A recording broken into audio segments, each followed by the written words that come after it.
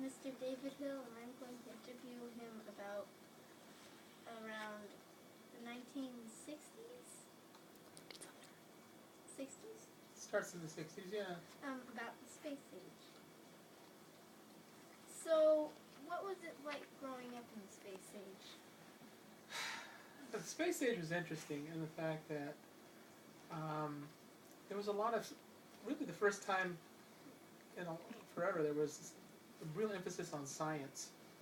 And I remember my mom used to keep Life magazines with all the different interviews with the astronauts and all the nice, the beautiful photographs of the moon, and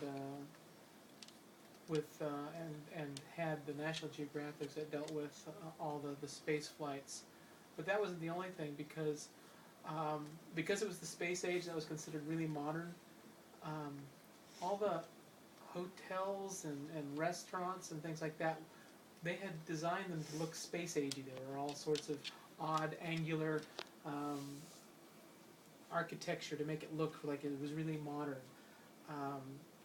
And so it was kind of neat, and there was a lot more. There was a lot of space toys out. There was astronaut toys. There was rocket toys, and it was on TV. And there was even the space shows. Nowadays, I guess they have space shows, but they had like the Lost in Space, and they had Star Trek and things like that. That were all based on the fact that we were going into space. So it was really cool that you could turn on the TV and you could actually watch space flight. It was really neat. Yeah. Speaking of the television, what kind of things did they show on the TV?